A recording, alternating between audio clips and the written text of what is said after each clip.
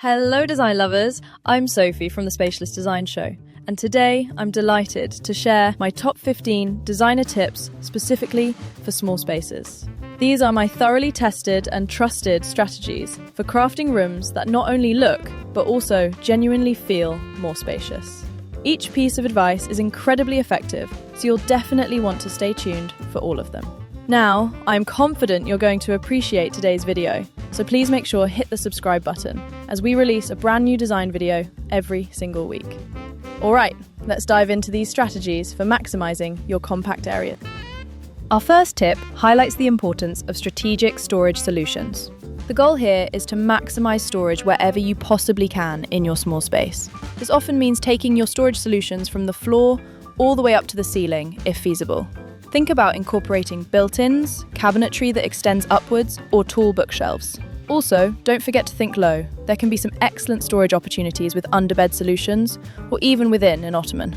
And lastly, be truly specific and personalize the storage inside your cabinetry and closets to make every inch count. Tip number 2 is all about embracing circular tables. Now, this is a fantastic solution for any size home if you need to optimize your walkways around furniture pieces, or if you're dealing with a snug breakfast nook or dining room.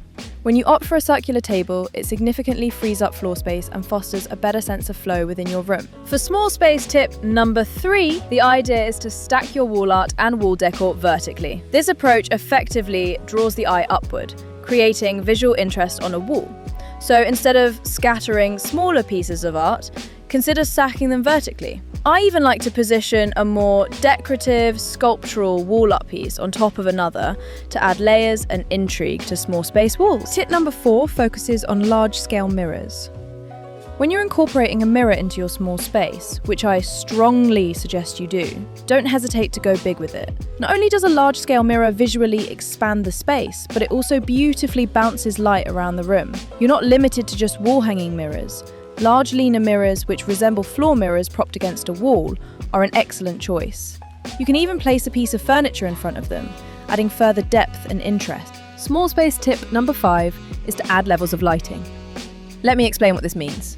When we consider lighting in our spaces, we think about ceiling lighting, wall sconces, and perhaps some floor lamps. And then lower lighting, which would include table lamps. You'll want to try and incorporate all these lighting levels within your small space. It adds a lot of drama and visual interest.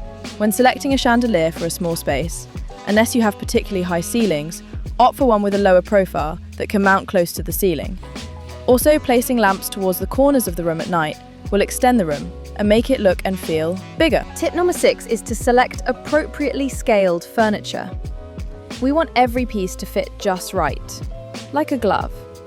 So be sure to take measurements of all the areas in your space so you're equipped with the exact dimensions needed for your furniture.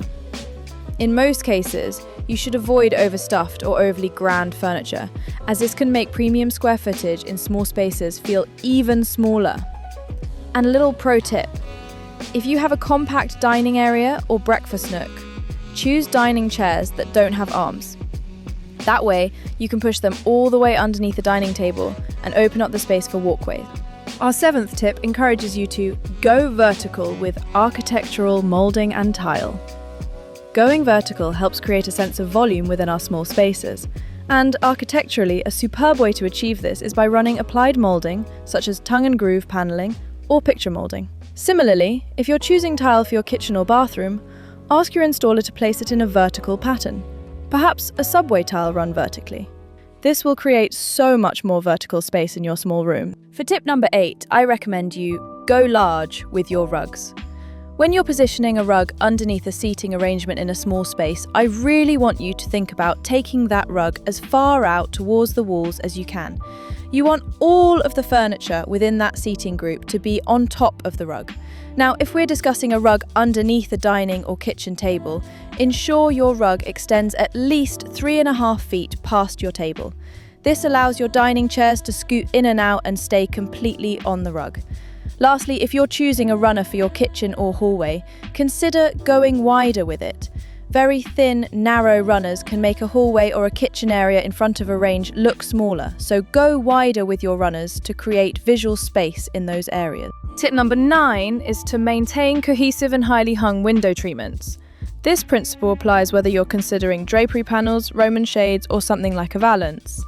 Endeavour to keep all of your window treatments in a similar fabric. Moreover, and this is a crucial point, a lot of times a great way to extend a space is to have your window treatments be a similar colour to your wall. You don't want them to be extremely contrasting to your wall. Lastly, when you are hanging your Roman shades or your drapery panels, go as high as you can. They don't necessarily need to be right in line with the top of the window moulding. Go all the way up to the ceiling if you can. You're going to extend the eye up and bring more volume to your small space. Our 10th tip is to extend the eye with a monochromatic colour palette. This can apply to paint, wall treatments, or even your furniture. You just don't want super high contrast in a small space. The more enveloping the colour palette, the larger the space is going to seem, regardless if you choose a light colour palette or a dark colour palette.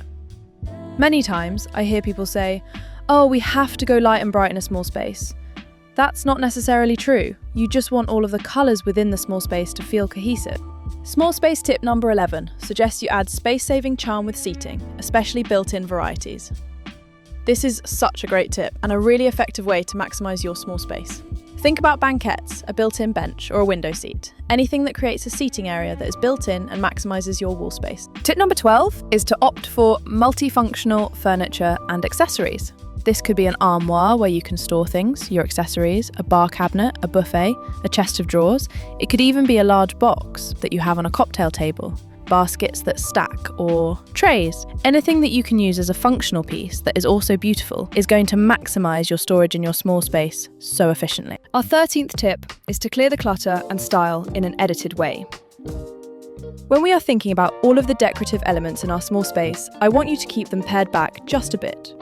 When we enter a room or when we are in a room hanging out, our eye needs some negative space, and that is very true in a small space especially. So pare back your decorative accessories, give everything a little bit of room to breathe. It's going to elevate your small space and make it feel more sophisticated. Tip number 14 is to add symmetry, either with architectural details, lighting, or your furniture and decor. Let's break that down just a little bit. When we are thinking about architectural symmetry, we could create that with, let's say, 2 bookshelves that flank a doorway.